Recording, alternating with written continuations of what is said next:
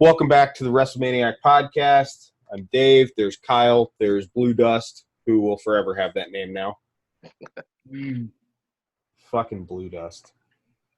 We're about to talk Takeover Toronto. We're then going to talk SummerSlam, and then I'm curious what happened on Monday night because you said some things were pretty good, and then there was a bunch of fuck WWE in there this week in the group chat, and fuck this, fuck that. And yeah. So, Takeover. There were two matches on the pre-tape before Takeover began, as there always is. Breezango is back. And they defeated the Forgotten Sons. We talked about this. After that, Jordan Miles defeated Cameron Grimes in the tournament final of the NXT Breakout Tournament. Terrible. They should have fucking put this on the main card. They definitely should have. It's Breakout Stars. This would have been a perfect opening match. This would have been a perfect opening match. However, as we move into the card, I was not upset with what I got to see to kick off the show. No. Street Profits defeated the Undisputed Era to retain the tag titles. So first off, I brought this up in the group chat. Angelo Dawkins looks so much like D'Lo Brown. His mannerisms, his wrestling gear, what he does in the ring, like he's D'Lo Brown, just a little bit darker skin. I looked it up and I was like, that's Angelo Dawkins with a tan. When I was watching that, I was just saying, I was like, damn, this dude remind me of D'Lo Brown. I was like, nah. We're looking at the real deal now. And then you said it, I was like, oh shit, someone actually thinks the same thing. Right? I didn't want to be that guy and say it out loud. Right. So I'm going to be honest. I was not really ever a fan of the Street Profits until that ladder match where they won the tag titles. And I've said this on the show before. I just wasn't a fan of them. I didn't like the gimmick. I didn't like it was like Crime Time back in the day. It just seemed like a recycled but changed, modernized version of it. It just seemed too eccentric and over the top. And then I got to actually sit and watch their in-ring ability in that ladder match. And I was just like, okay, they got it. What should have got you was them. Like, Crime Time, it may have been more of a gimmick when you talk about, like, the modernization of their gimmick and what they are and how you thought the, like, Street Profits were a new Crime Time. The energy, the charisma, like, that's just who they are. Sometimes with Crime Time, it felt like it was a little bit forced. It felt a little bit off. But it just seems more authentic, more natural from these two. Right. I think that's just the Street Profits. Now I ain't fucking mad at it. I'm glad that they didn't give the belts to fucking UE. Like all you clowns wanted. Shut up. God, it would have been so depressed that whole night. This literally set the tone for me being wrong on every single pick. Oh, absolutely, except for the main event. Yeah, like I was ready for this to be a fucking Undisputed Era night, and once the Street Profits won, I was like, well, that's it.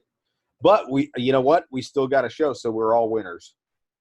You guys are always ready for an Undisputed Era fucking goddamn whatever the hell. Always. Clown. I'm ready for it, man. I'm here. I want it. I hope you never get it. Fuck you. Anyway, what are y'all's thoughts on this match? It was a great opener. I felt like it was a slower opener than I'm used to from tag team wrestling. You notice, though, a lot, damn near like every show they open with a tag team match. No, but the tag matches, they usually pick up quicker. And I don't want to say they're all high fly because they're not. They just seem quicker paced. Yeah. This one was more controlled. For me, it felt like It was very methodical, though. Yeah. Yeah, no, there was way more ring work that was happening as opposed to just hard knocks, fucking fast paced action like nonstop. It was That's what kind of threw me for a loop. Because I was like, huh. I didn't hate it. No, I enjoyed this match very much. It felt weird. It wasn't what I was used to. When I watched this, like, I was right. It was something different, and it was still very, very good. A pleasant surprise. Yeah. Yep. Like these grapes. So delicious. They're like all perfect too. Shut up.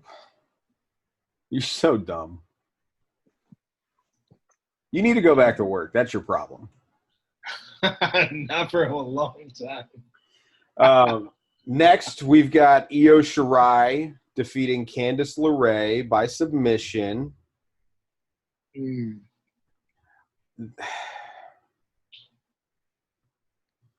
Wow. Okay, go ahead. Start us off. No, I enjoyed it. I love this match. Oh, I just didn't. I was not. No, I was not super thrilled. Like with the finish, I would have loved the pinfall. You too, both of you jackasses. What? I'm glad it wasn't a tap out. I'm very glad of that. The finish makes perfect sense because they're going to carry this feud on. You were upset about the finish. Me? Yeah. I never said a word about the finish. But I thought this was great. I think this was kind of Candice LeRae's coming out party within NXT. She hasn't had a huge feud of her own yet, so I'll agree with you there. I think this is the first. I think this is her first singles match on a Takeover, isn't it? No. I think it is. Right? It might be her first singles, yeah, because I know she was involved in a tag match, wasn't she? Didn't they do a mixed tag match with her and Gargano? First Andrade and Zelina back in a while ago, I'm pretty sure. Interesting. Oh, yeah. She may never have had one. Okay. Well. All I know is I love this match start to finish. Yeah, no, absolutely. Dude, that Spanish fly they hit was fucking perfect. Yes. Bro. I saw it and I was like, oh my God, she's going to break her face. Bro, what scared the shit out of me? Fucking channeling your inner Rey Mysterio. Motherfucking Tope. When Candice LeRae did Tope suicida into a fucking tornado DDT to the outside, I'm like, what the fuck? Bro, those two in the ring are beautiful. Oh, dude, it was fucking phenomenal. Love it. I think they can have some really brutal matches. Huh? Yep. I think they can have some really just knockdown. I think that's what's going to be next. I think it's going to be a street fight or some sort of BBQ match of some kind. You saw in the cage how she was using the chair to suplex LeRae into the chairs and everything. You've seen what she used to do with fucking Joey Ryan in the previous promotions. How she can take some bumps. Both of them, they can have some brutal matches. Even Io Shirai, she can take some fucking major hits. Yeah, absolutely. I'm happy as shit about this feud. Me too. I'm very sad that I heard NXT is going to Fox Sports 1. Not going to get into it right now. Yeah. We'll get into that in a little bit. We're going to keep going on this hot train of a card. Velveteen Dream retains the North American Championship against Pete Dunne and Roderick Strong. Let me tell y'all motherfuckers something. This match was awesome. The ending was fantastic. Oh, it was beautiful. However, I'm going to say this because I don't think it's been said on the show. If you ever notice in Velveteen Dream matches now that he's got the belt, every single one of them, he looks like he's about to lose. And he gets dominated for most of the match. And then he comes in at the end and steals the win. Which that's fine, and he still puts on a hell of a match, and it's a great show. But he's never overly dominant, and if it is, it's not for long. Right. That's fair, though. Yeah. I mean, I'm not upset about it. I'm just saying it's something I noticed. Yeah, no, you look at a lot of main roster, like superstars, like over guys. Kind of what happens. They always seem to be doing shit like that. Yeah. Like one guy is always so dominant but never wins. So I loved what I'm going to call it is the overcompensation of Roderick Strong. It's almost like he's like, I deserve a seat at this table. Roddy, we fucking know. We know you deserve a seat at that table, but it's like people were so focused on fucking Pete Dunne and fucking Velveteen Dream at the beginning of this match. It's like everyone kept trying to push him aside. Kind of like, ever since Pete Dunne came out and announced that he was coming back, he was going to be in the title. It's almost like they were just like, okay, Roddy, you're an afterthought. I love the overcompensation of Roderick Strong throughout this match. Right. It was awesome. Like, no. And just going off. I do really love how every one of them hit a move on each other using someone else. Yes. Every fucking – I was like, God damn, that – y'all just – man, y'all fucking brilliant. And, oh, man. I could go on forever. This match was pretty much my match of the night until I got to the main event. This match was my match of the night. Really? Yep. Yeah. Over the main event? Yes. Yes. When we get to the main event, I want explanations. Okay, yeah. I'll let him explain because he's actually this is rare for fucking Blue Dust. This is rare. I'm very curious about this because normally I would agree, but that main event, dude. Oh man, this is nice. I don't know to do this anymore. Shut up, Kyle. All right, next we got Shayna Baszler defeating Mia Yim via submission. Not mad about any of this. Bro, what can you say about the see, I told you both. Because I don't feel there was a lot of being sold on this match at all. It was the shiestiest match of shiestiness you've ever seen. It was good though. There was so much shit that should have fucking gotten motherfuckers disqualified or the ref should have. Yeah. I love when she got fish hooked. Yeah, I laughed my ass off. Dude, oh my god. Bro, Mia Yim was being not gonna lie though, Mia Yim showed out. She did, and I think that speaks to her credit because she puts in a lot of work. But I think more so, this speaks to Shayna Baszler. Yes, she's a two-time the only. No, I think she's the second two-time. Behind. Let me look this up. Keep talking. Go ahead.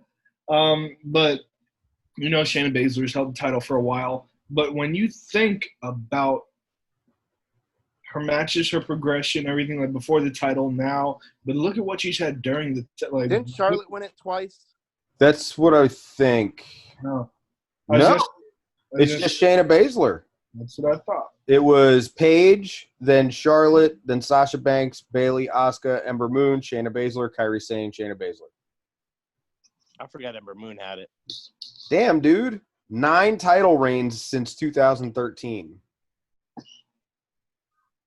That's fucking 8 champions since 2013. That is a title. That is a fucking title. Right there. And that speaks to the legitimacy of the champions. Since 2013, you've had 8. I feel like fucking since like the start of 2019, I've had fucking like 8 different champions. Well, actually, we might have actually had 8 since 2019 for like the IC title. Well, we've had 13 different 24/7 champions in one night. I don't care about that one. Yeah, that's not a real title. But what I was saying is this is why I think it speaks more to Shayna's ability and carry. Like, she has now hit that level where she like people have the match with her. Like, I agree. She carry, like, she I'm gonna be honest though, I'm excited for Mia Yim and to see what happens with this. Like, if this turns into a long-term feud, that would be fucking great. I'm curious because I feel like they did a good job of selling this story. Mm-hmm. Just curious. I don't know what's going to happen now.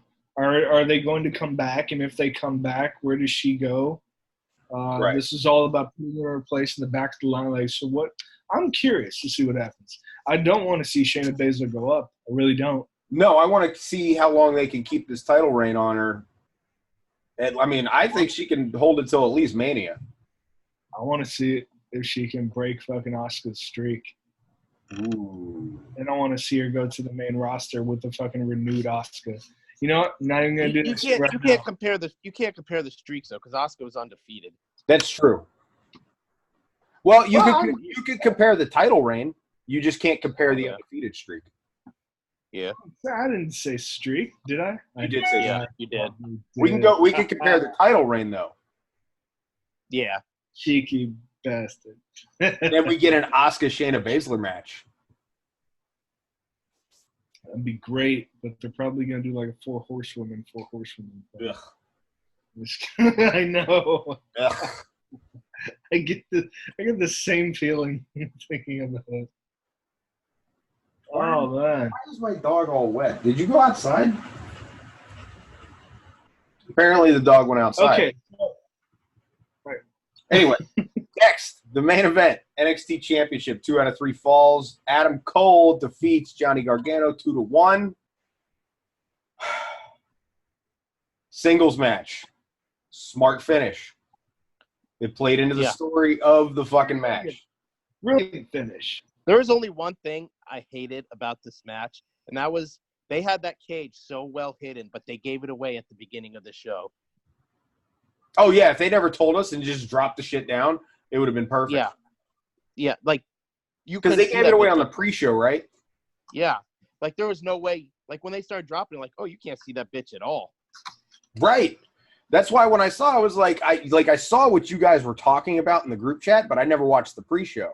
I just watched Takeover. So I didn't see a cage at all until it dropped down. I was like, oh, I love how they had it hidden. But then I realized that they said it on the pre-show, and I'm like, well, that was fucking dumb. You could have surprised the world. Well, even the way they had it hidden, they could have thought it was a regular cage all day, then drop it down and surprise. Like, I hated how they gave that away on the pre-show. Right. No, I thought that was brilliant. Why? Reason being, explain it. The announcers also did a great job of playing it up too. They said if there was ever a time to give everything you had to not make it a third fall, now is that time. It definitely gave you more of an incentive, and you were like, I know this is going to a third fall because you announced it. So yes, I get that. That's a little disheartening. But the fact that you were going to see a hell of a fucking goddamn match, and you knew something was going to happen, that maybe people were going to try and push the envelope for the singles match and for the street fight. So you know you're getting 2 fucking solid matches before you get to the cage. Right. When I saw that cage, I was like, oh, I'm getting good wrestling. I'm getting good wrestling because the cage is just there to have weapons and spots. Before that, you're going to give me. They had some good-ass spots. Oh, my God. Yes, they did. Yes, they did. I was still. Dude, some of them fucking knees they were throwing around. I was a little bit unsure of the finish. I didn't like it. That they were both down, and then all of a sudden Adam can roll over. Yeah, I understand. I'm not even. I almost wish it was kind of a double. Neither one of them answered the 10 count. There wasn't a 10 count though. I know. because it's a cage match. I got that, but Like they're both unable to compete. yeah, like I felt like, find a way to where Johnny doesn't lose and Adam and Cole doesn't lose. Johnny had to lose. Why did Johnny First have off, to lose? somebody had to lose. Yes. So why did Johnny have to lose? Because as much as I would like to see Gargano as a champion again, I can't take. You cannot take the belt off Adam Cole. You just can't. He's hot. He's so hot right now. Does this? I don't know. Gargano Apparently, after it went off show too, they had like pretty much a farewell for Gargano too. I saw that too, which means I might be watching 205 Live again. I was gonna say 205 Live. I hope he doesn't go to 205. No, and we'll get to that. Yeah, we'll get to that after we talk SummerSlam. He's one of those people you can put in a ring with anybody and he's gonna have a good match. True. Yeah, I feel like any wrestlers, like there's so many wrestlers on the roster. I feel like the majority of the WWE roster is that right now. Period. Like if you're talking about Drew Gulak, At least 75%. You're talking about fucking Mustafa Ali. You're talking about like the 205 Live. I feel like Drew McIntyre even. they can all go in there. Yeah, you put the big guys in there. Drew McIntyre. You could put fucking you know what? You could even, and I'll even say you could even put John Cena in there and there'd be a good match. Yeah, that's one thing. But not Roman Reigns. No. Watch Tuesday. Yeah. You know what? Honestly, Reigns and Buddy Murphy had a fucking barn burn, like pay-per-view worthy match. I have to say, after watching that match, Dave, I feel like he gets it. Yeah. So I got to watch SmackDown now. No, just that match. I just YouTubed. All right, I guess I'll watch it. All right, so now the final question: why is the North American title match the match of the night over the main event? Oh, for me, it's because fucking critiquing the street fight. I didn't get fucking as much out of it. I got more travel time. Understandable, because you're about to go into a cage, and you need your energy for the spots. And B, I wasn't the biggest fan of the finish. Again, minute critiques, because I can't prepare or expect someone to land jumping 20 feet from the top of the cage a certain way to where it doesn't look like you're doing too much to get your pin. I can't. That's just really shitty critiquing on my part. Plus, I was a little bit confused when you had a whole strand, like super long strand of barbed wire. Why was he like 2 feet of it? Why was he holding? I never got that. He was trying to stab him in the eye. That thing weirded me out. So I was like, this is the weirdest thing ever. I feel like they're gonna do a spot with that, and Cole was like, "Fuck no," and then he just didn't know what to do with it. Yeah, no. That's kind of what I thought. I was like, oh shit, is he gonna like wrap that around his hand, like hit him or some shit with it, or that'd be crazy. And then I don't know, maybe it was like changed at the last minute, probably. And then he was just like standing up, like It's like, what? So yeah, what are you doing? that's why I'm going to go with the North American title. Again, that's fair. Both matches were great. Baseless critiquing, which honestly doesn't fucking matter in the grand scheme of things. Because we still got a hell of a fucking pay-per-view. They were all amazing performances. To me, like, the triple threat was more of a wrestling match. You know what you're going to get, especially when you add stipulations in like that with Gargano and frickin' Cole. You know you're just going to get a brutal – they're just going to beat the shit out of each other.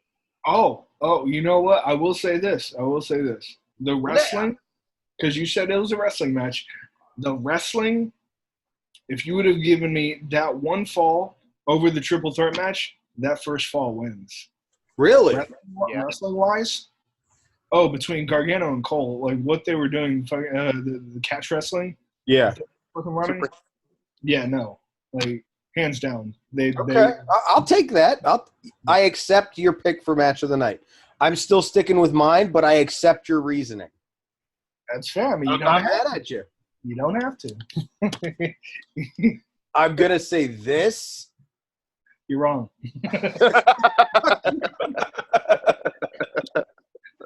When that cage dropped and they just started slugging each other, Oh, dude, you could just tell like they were selling the fuck out of the whole story. oh my God, I know. It was so perfect because it's like, this is it, dude. Like, this is the end for us, and I'm gonna whoop your fucking ass. Oh, and on some other real positive notes, I know this is normal for every takeover, but they always seem to give everyone the perfect amount of time. I know that they have like a smaller pool, fewer wrestlers. I mean, it's a 5-match card every time. You tell a story in the ring, everyone gets that time. I feel like that's why. This is something else I noticed. Every title's always defended, and there is one match where there's no gold on the line.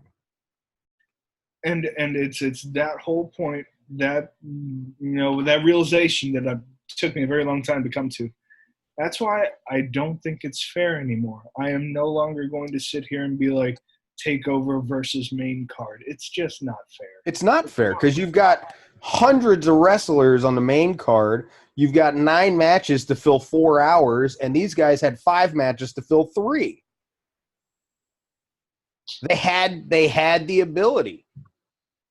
I mean, actually, when you say it like that, the main card does have the time. You know what I mean? Like, I mean, you had 9 matches to fill, what, 4 hours? Mm-hmm. SummerSlam ended like 35 minutes earlier than it usually does, too. And one of those 9 is Goldberg match? You know what, Dave? I'm sorry. Fine. I will compare these two because they damn sure had time.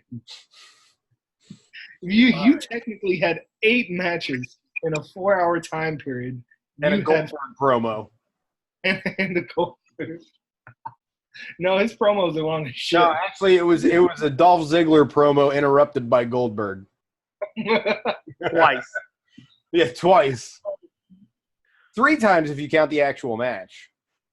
Spent so much time doing all that stuff. But no, Takeover was fantastic. We're going to move.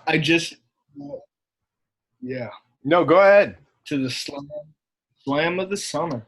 Yes, sir. Pre-show. Summer. Drew Gulak defeats Oney Lorcan, Cruiserweight title. How was that? I didn't watch the pre-show. I missed just this match. I watched everything else. Damn. I feel kind of shitty when I don't watch stuff. Buddy Murphy defeated Apollo Crews via disqualification because Rowan came out and attacked him. I heard that was a really good match. It was shaping up to be. It was up until Rowan interfered. Wow. Well, it propels the storyline, right? Isn't Buddy Murphy? I mean, it did stick to the story because Rowan attacked him because when Murphy snitched on him for doing all, the whole Roman thing. But it did ruin a good match because that match was pretty good. And I played into the story now, but I don't think it was fair to Apollo Crews. That dude never makes pay-per-views, even if it is the fucking pre-show, and you just... I get it. And then this is where my network was screwing up, Jeff, because we were talking about that because it was messing up for you too. I was trying to get back to the Goldberg Ziggler match, but it kept bumping me back to the next match, which is the women's tag title match. I read stuff after SummerSlam, and there were all kinds of people everywhere having issues with the network. Like across the world, bro. Mm-hmm. Yeah. But Alexa Bliss and Nikki Cross beat the Iconics to retain. I will say, this was actually a pretty good match. The Iconics actually wrestled. It was not bad. Okay. I didn't watch the match. Way to go. So at least the Iconics wrestled. That's a positive. And they lost. They didn't win, so that's good. I know they can wrestle, though, so it's good to hear about them actually wrestling. Mm-hmm. All right, then we get to the main card. We open up with Becky Lynch defeating Natalya via submission in the submission match for the Raw Women's title. Brilliant fucking move. Brilliant. Excellent match. I love that. I love that sharpshooter she gave her. Yes. But here's my thing: is when in a submission match has rope break not been a thing? I feel like they just made that up. It's been kind of a couple years. It's like, whose line is it anyway? Where the points don't matter and everybody wins. Because there was a while where Becky had freaking Natalya in the disarmer, and they're like, she's crawling to the rope, and like, oh, it doesn't matter. Like, and nobody knew till that point in the match that it did not matter. Bro, I don't know, man. A submission match, I thought fucking, hey, you hold on to the ropes, everything like that. You do whatever you can. Like, yeah. I don't know, man. I feel like they did away with the rope break just because they wanted to do that spot on the turnbuckle. It's the same thing when you get upset about the Randy Orton, Kofi Kingston countout, right? We'll get there. Okay. All right, because I got something to say about that whole countout shit. So next we've got Goldberg beating Dolph Ziggler. Trash. Absolute fucking trash. Why did they do this? Why was this match a thing? Okay, one. I don't want to spend more than 30 seconds on this. I don't want to spend more than 30 seconds on this, guys. So we already discussed this. We're not going to do it again. So the Goldberg-Undertaker match is trash. All right? Undertaker came back, had a good showing. You needed somebody who was going to be a great seller and make fucking Goldberg look amazing. He even had some great quips. Anyone can get lucky twice, idiot. Like, come on. You had to laugh at some of that. That was funny. The point was for him to fucking sell to make Goldberg look like a monster. We knew that. You knew it. Goldberg sucks. Has always sucked. Hated this. I don't even understand how you're upset. You knew what you were getting. That's like you saying, Jeff, I'm going to punch you in the face every morning. And then I punch you in the face. You're like, why'd you punch me in the face? I told you. You knew this was coming. It's still just irritating it even happened. Like, why? Well, come on, man. Getting upset for no reason. I'm not upset. It's just like, you're upset. You're not happy. You take people, and you wonder why people want releases and shit. It's putting people in matches like this. Well, I mean, like, hey, bro, you were just in a title picture, but we need you to go job to Goldberg in 37 seconds. And, minute 50. A minute 50. Oh, see, there you go. Almost. Yeah, he got 3 times that. Jeff, get it right. Take 3 spears and a jackhammer because that's all he fucking knows how to do. I saw him kick a guy once. Ooh, yeah, he did kick a guy. He did the military press into the spine buster. Synced it. Oh, he's got 5 moves. I've seen a clothesline. Oh, 5 moves. Suck it. That's what I mean, he did throw a high kick and a couple punches during his entrance. He was fighting them fireworks, man. He's probably. I just hope he was afraid the fireworks were going to ruin his undefeated streak. I just hope this is the last time we see Goldberg. Oh, it won't be. You know that. I know. When's the next Saudi Arabia show? He'll probably be there. Probably like next week, and we don't know about it. We're gonna find out. He's just gonna pop up next Monday, and they'll be like, Friday, Crown Jewel Part 7. White Chavo's just gonna be like, "Hey guys, you excited for tonight? What are you talking about? What are you talking about, bro?" He never knows about any of the fucking stuff that's actually happening, but random network specials. That motherfucker. Like, what the fuck? He is on point for those random specials. You guys ready for this afternoon? What's this afternoon? Oh, it's the Pat Patterson Jerry Briscoe Dynamic Duo Classic, and it's got all the guys from the Attitude Era. You know what? You didn't know? When did they announce this? Oh, like 7 minutes ago. Thought you guys knew. I mean, I've only been talking about it for the past 4 minutes. On WWE's distro list, Jeff's email's got to be like the top one. I know. he gets everything. It's like, bro, so you gonna watch SummerSlam? Oh shit, that is this weekend. You just told me about the most obscure network special like 2 weeks ago. He was the only one that knew that Shield thing wasn't a documentary. I We all thought it was a documentary. He knew it was a match. Like, how do you get your info? What dirt sheets are you looking at that we don't know about? Oh, man. All right, moving on. Mm-hmm. AJ Styles defeated Ricochet to retain the U.S. title. Now, I was disappointed in this match, but I understand why. I feel solid match, but for some reason, Ricochet, I believe, is still hurt.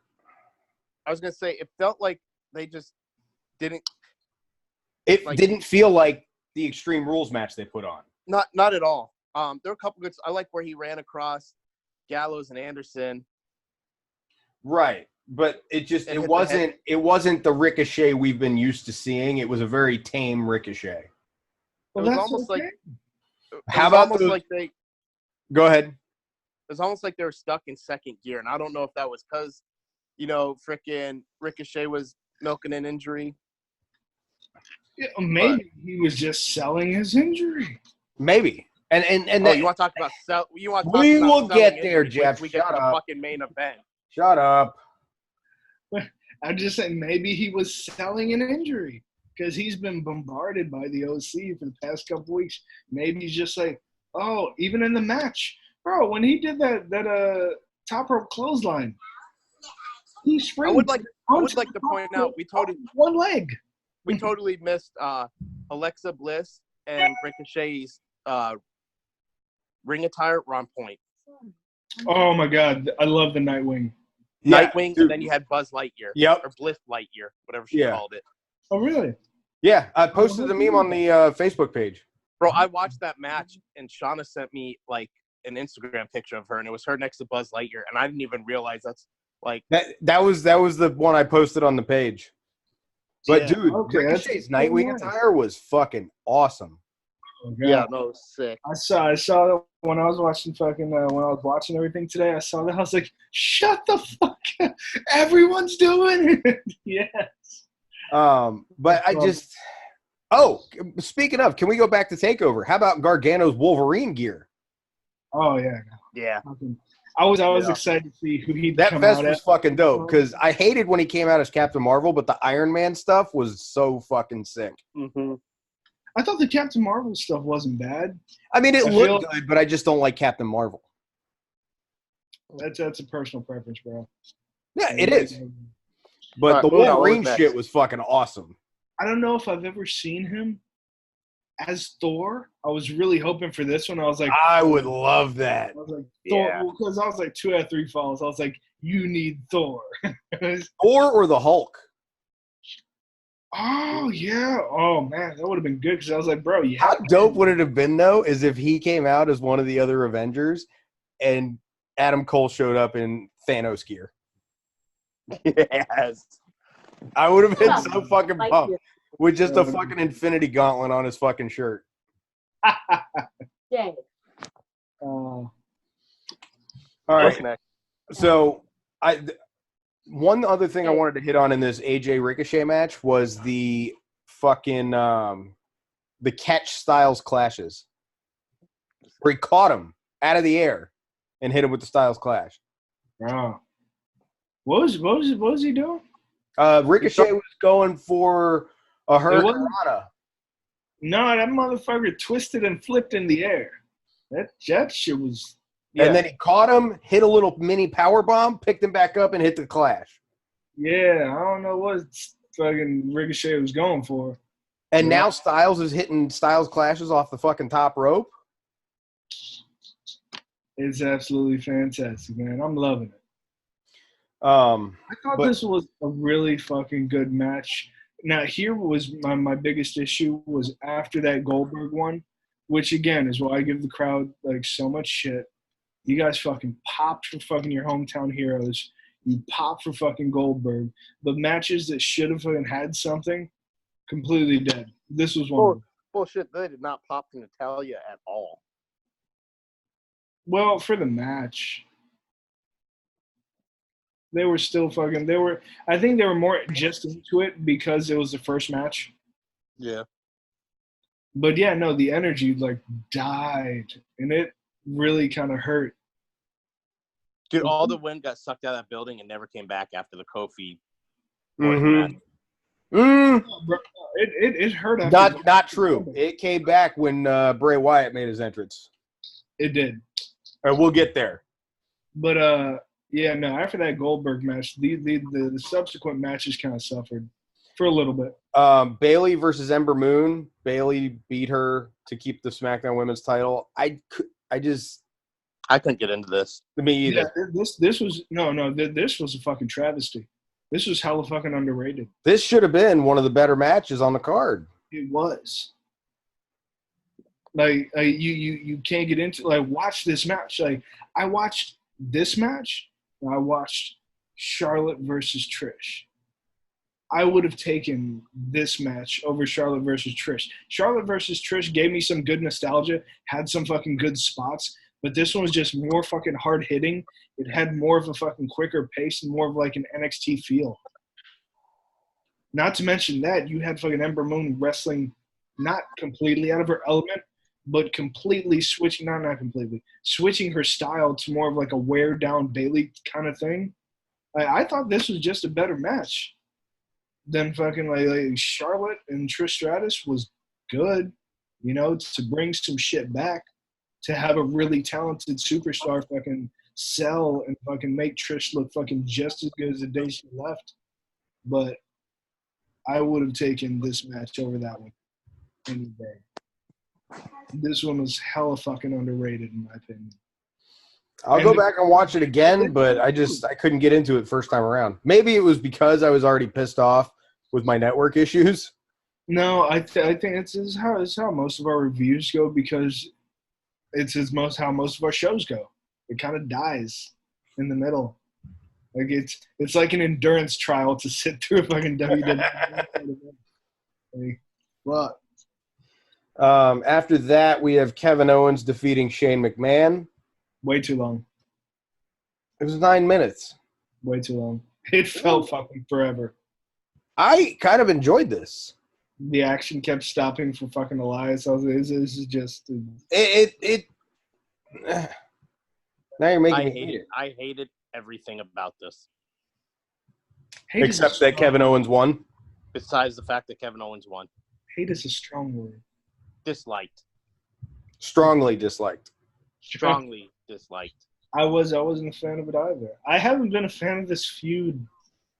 Oh, it continues. Oh, fuck. All right, never mind. We're moving on. I thought he was leaving. Oh, no, it continues. We're moving on.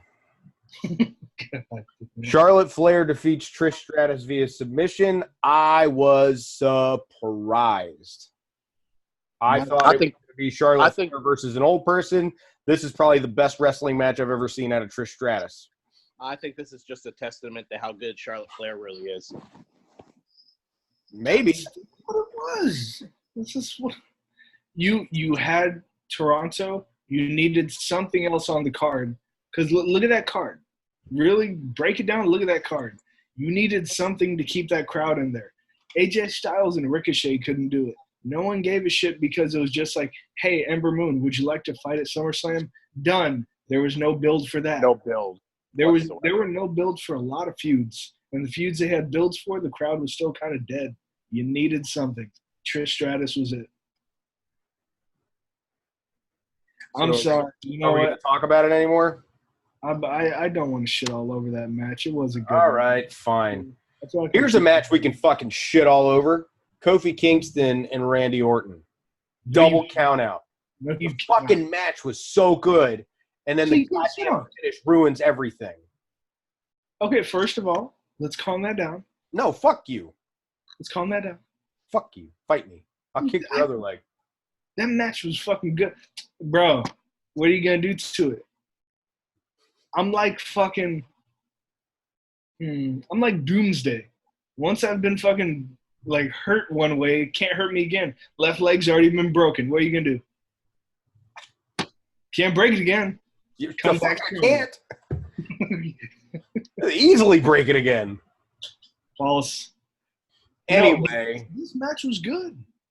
I said that. We're The not arguing finish the was match. bullshit. The ending was complete bullshit. Okay, again, and then that's where we travel back to, the WWE realm of, points don't matter and everybody wins. Because the count out, how long, I know we're not there yet, but I'm bringing it up right now. How long were Seth Rollins, Brock Lesnar outside that fucking ring? They wanted to count them out. That was the planned finish. I was upset when I saw the finish. I was like, I get it. I get why you had a murky finish, but a better one would have been, I'm talking shit to your kids. I'm talking shit to your kids. Chair to the face. DQ. Kobe gets DQ'd for just whooping his ass. I think that would have been better. But this, either way, them getting DQ'd because of the hostility that Kofi holds, like due to what he was doing to his family, in front of his family, I think that's fucking perfect. I think a DQ would have been better than a double count out. Well, I'm not going to say that. I would have appreciated it more. How was it not a DQ the minute he hit him with a fucking kendo stick?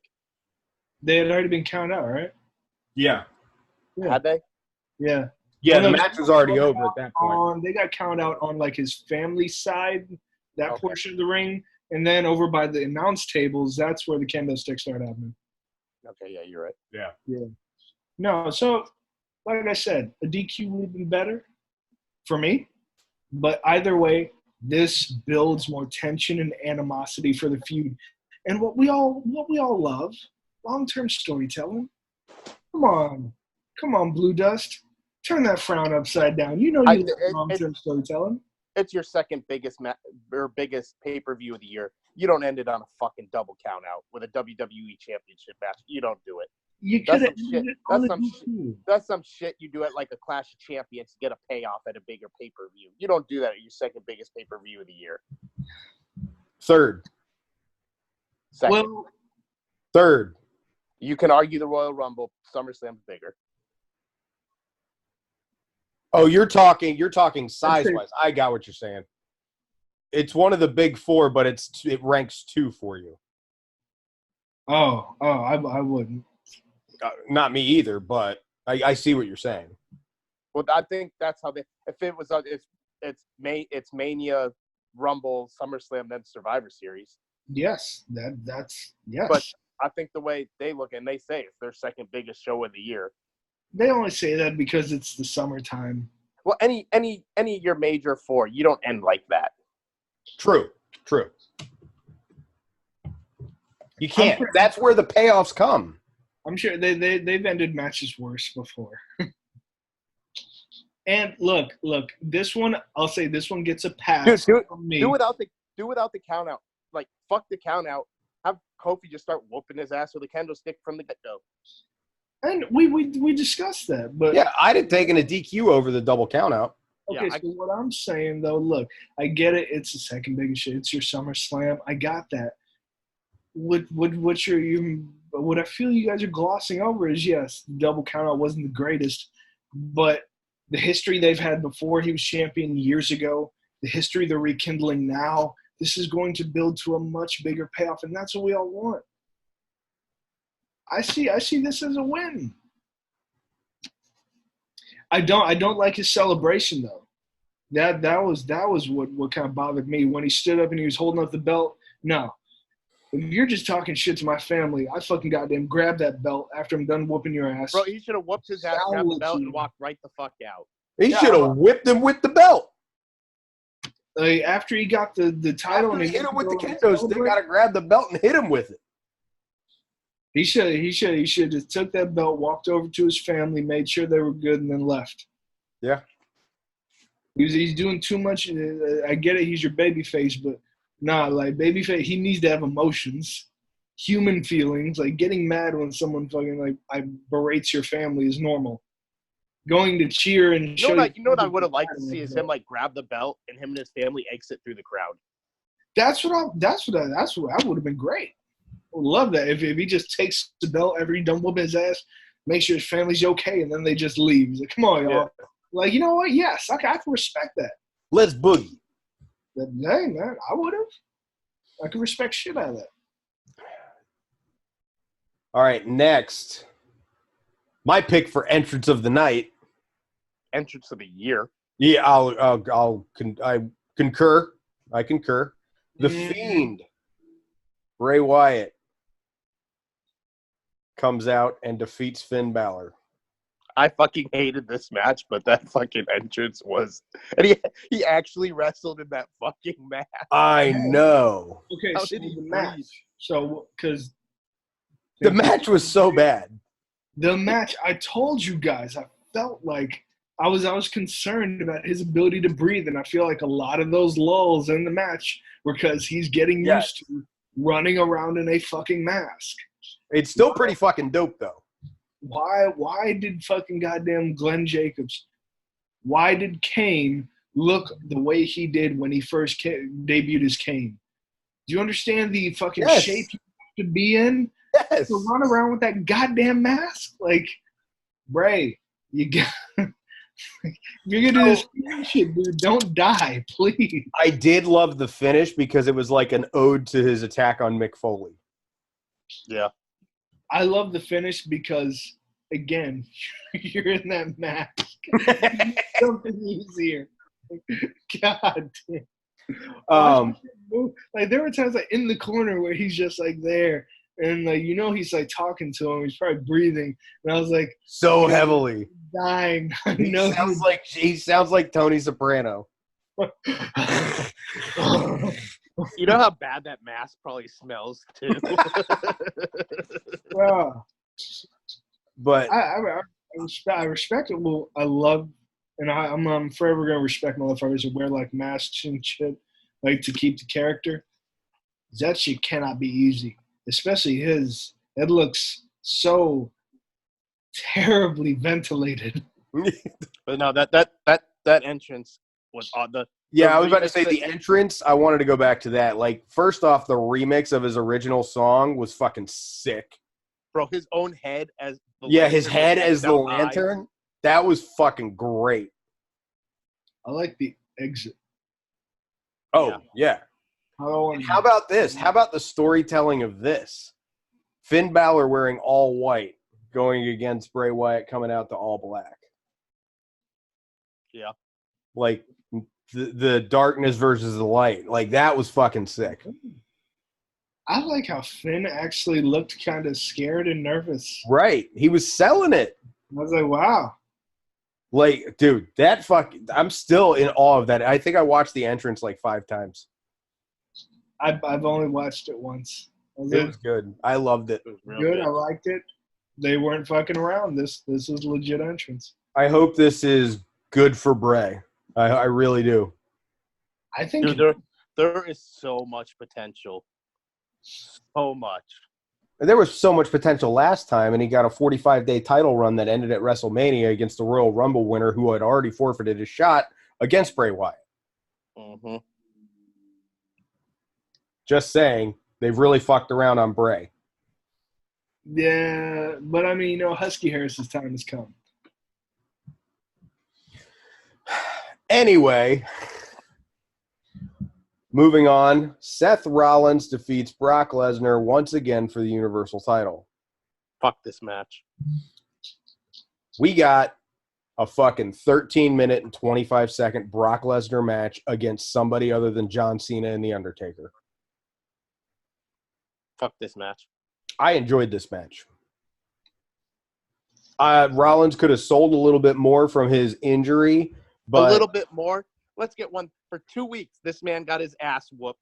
Like, they faked internal fucking bleeding. This man got F5'd on stretchers and all kinds of shit. Comes out holding his ribs. Gets swung around by the tape that's holding his broken ribs. Sells it for half a match. Then he magically gets fucking healed. Bullshit. Horrible selling. Horrible. Good match. Fucking horrible from storytelling standpoint. Fucking horrendous. Tell me how you really feel.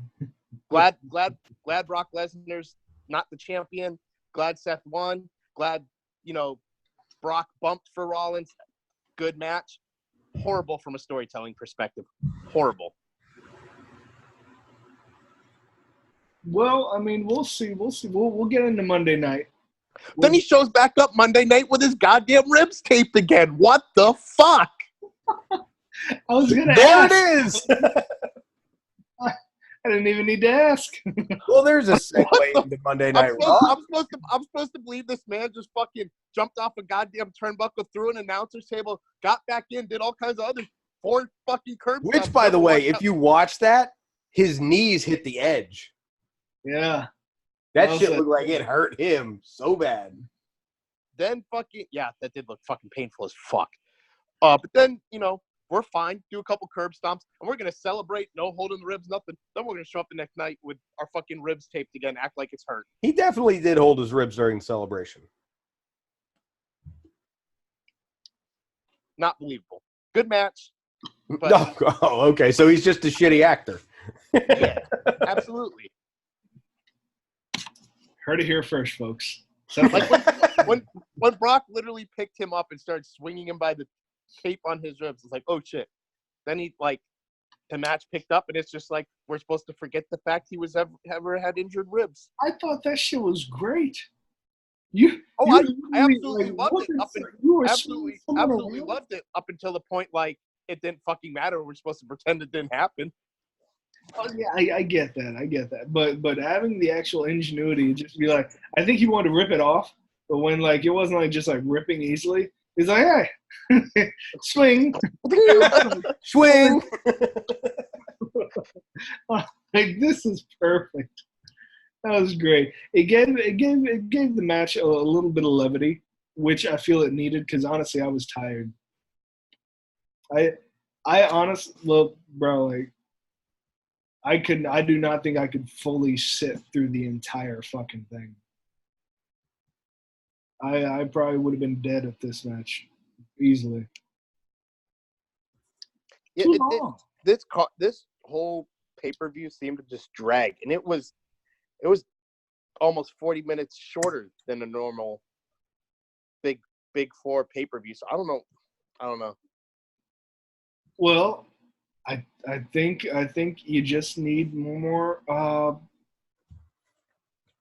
gonna try, and no matter what, for this next upcoming pay-per-view, I'm going to invest myself into every single storyline. Maybe that's the thing. Some of them, there's just not a story to invest in. And those that's easily where you can be like, okay, that's an issue. But if it has a storyline, yeah, I get it. Yeah, no, absolutely. The Styles Ricochet one you can buy into. The Orton, granted, however the ending, I believe they did a really good job with Orton and Kofi. They did. Those promos were fucking great. The fucking Ember Moon fucking Bailey match. Give me the fucking promo. Give me fucking something. That build was fucking horrendous. There was no build. Just today. No, there was. It was pretty much. Hey, you want a match at SummerSlam? Okay. And then you tried to give her matches to kind of give her some kind of credibility before. Yeah, no. I will say, did any of y'all notice when's the last time you saw a Big Four pay-per-view that did not have a Roman Reigns match on it? Ooh. When's the last time we saw a pay-per-view that didn't have Roman Reigns on it, except for when he was out with leukemia? Exactly. Maybe it wasn't feeling good. Selling the story, maybe? Dude, this story, I will say this story they got going on with him has potential to be outstanding. Oh, see, I need to get into that one because I know fucking Joe was fucking pissed off about that. And I fucking, you know me, I hate Roman Reigns, but this could be good. See, so no matter who the fuck's in it, I'm going to fucking watch all these damn stories for this upcoming pay-per-view. Okay. So, big news for Monday night. Becky Lynch cuts kind of a ish promo, talking about how she beat Natalya. She's everyone who wronged her, getting what they got coming. And Natalya, hey, bro, I listened to that promo. Geoff. Why are you shitting on Natalya? What promo? You were like, God, Natalia needs to shut the fuck up. I was like, come on, man. Because every time she goes out there and starts talking about her dad and crying in the ring. It was the 1 year anniversary. I feel like you can give her a pass for the year anniversary of I would give her a pass if I haven't had to hear it every time she's had a microphone in her hands since. Well, fine. Be mad at all those other times. Give her a pass on this one night. 1 year anniversary. Fine. I was so glad when Sasha Banks came out and then hugged her and then, like, just straight up slapped her in the face and ripped that wig off. Like, oh. Bro. This is the Sasha Banks we have needed the last, 3 years. Where has this been? I am super fucking excited for heel Sasha Banks. And another note, I don't know about Becky Lynch. Becky Lynch took one of those chair shots straight to the back of the dome. Hey, accidents fucking happen. I know it was a complete accident. I'm just when you're watching the chair shots, it's back, back, back, and then she kind of lifted up her head before her back, and that's the one where I saw the chair connect first. I was like, oh shit, oh, please be okay. She immediately stopped, and the slap. When she was on the ground, when Sasha Banks, I fucking slapped the shit out of her, like slapped her in the face. She did the protective kick and get away from me shit. Another highlight from this show. I don't know if you watched it, Kyle. Cedric Alexander versus Drew McIntyre. I did watch that match. Excellent match. Oh my God. See, so again, we gotta take it back a little bit. WWE, take it back a couple months. We talk about 205 Live and how WWE needs to just get rid of 205 Live. These guys are wrestlers. Period. They're wrestlers and they can wrestle. Cedric Alexander wrestled amazingly with Drew McIntyre. Drew McIntyre sold for him. He goddamn sold and everything for Drew McIntyre, and it looked amazing. Fast forward to SmackDown. Buddy Murphy and Roman Reigns. Dave, I'm talking. They let Buddy Murphy kick out of a Superman punch. Really? Mm-hmm. Yeah, you let Buddy Murphy fucking goddamn kick out. You made fucking Buddy Murphy believable. You made him credible. And Reigns sold hard for him. Exactly. That's what I mean. These guys, you need to get rid of fucking 205 Live and just let them be wrestlers. And you need to put that hat back on. I thought we discussed this.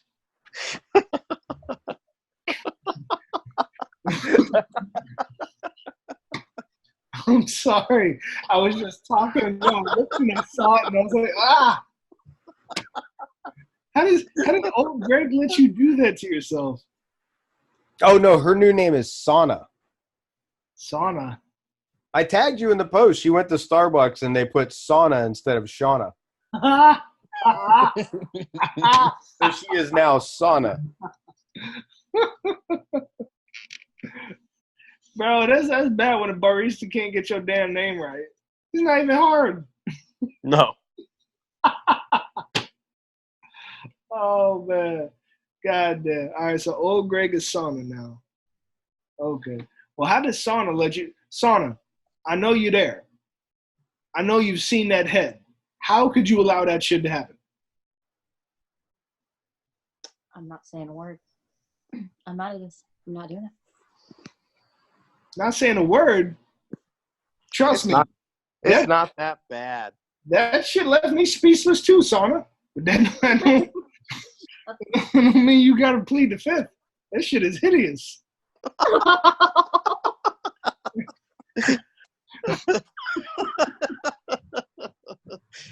Don't ever do that shit again. That shit looks so bad. Thank you, Kyle. Thank you. He thought it looked okay too. I ain't even gonna lie. I tuned into this shit as soon as his video popped up. I was just chilling, eating my grapes, relaxing. I just looked at his head and immediately my brain was like error, something. Right? I was like, yo, what the fuck is this? Oh, that shit looks so bad. Okay. We hella off topic. That's my fault. Y'all right. Y'all need to shut me the fuck up.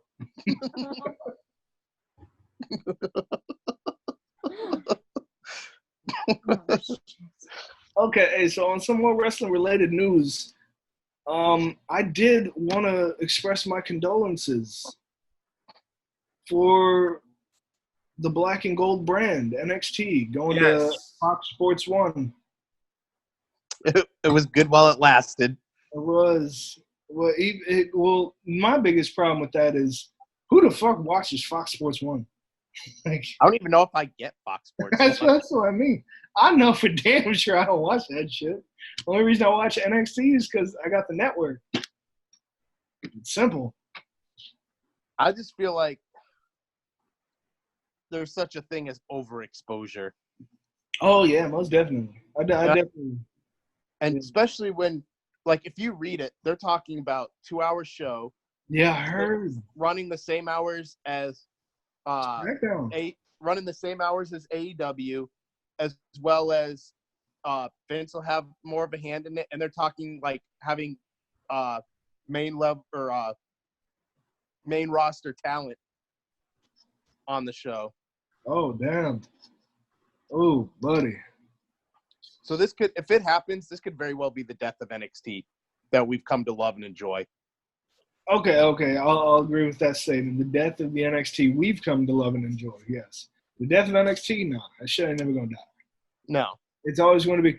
I'm terribly afraid, fucking with too much fucking overexposure, and fucking too much fucking heavy involvement, and throwing other main superstars down there. It could become like thunder. Bro, and that's the beautiful thing about NXT right now is you've got 1 hour a week. They have a fucking pay-per-view once every 3 months, but they have plenty of time to build deep stories and get you, pull you into the characters and the story they're trying to tell. Yeah. That's why every takeover fucking, not only do we talk about the action, but we talk about the build. We talk about the ring fucking goddamn like release of the storylines that have been going on for so long. I mean, it's oh man, that's gonna be interesting. Have they talked about how they're gonna run pay-per-views still? Because what's gonna happen with that? You're gonna do Fox Sports 1 weekly for 2 hours, and then you're still gonna have a network NXT pay-per-view? I mean, probably the same way they're running main roster pay-per-views. Yeah, but I mean, so does that mean no more NXT on the network? Because if so, I feel like your television viewing for NXT is going to drastically go down. I feel like your network subscriptions are going to go drastically down. It's going to be rough. It's going to be a real rough one. Not sure how I feel about that. I don't get it. I like you keep saying you're not worried about AEW, yet you're gonna move one of your freaking products to TV to compete directly with them, but you're not worried about them. I know it's kind of weird in the way that works too. I don't get that one. I feel like you shouldn't be focused on fucking AEW. If it's such a fucking issue, move NXT. It wouldn't be shit. Besides, hey, 2 weeks from now, NXT is going to be moved to Tuesdays. Done. Yeah, done. Okay. I get you, man. I hear you. I mean, upon learning all that extra information, I'm a little bit confused. And I still hope they give me my NXT weekly shows on the network because I don't have cable and I'm not buying it. Not buying it. Same. Like, at all. You know how much I'd have to pay just for Fox Sports 1? the fuck out of here. I'm not paying for Fox Sports 1. Clowns.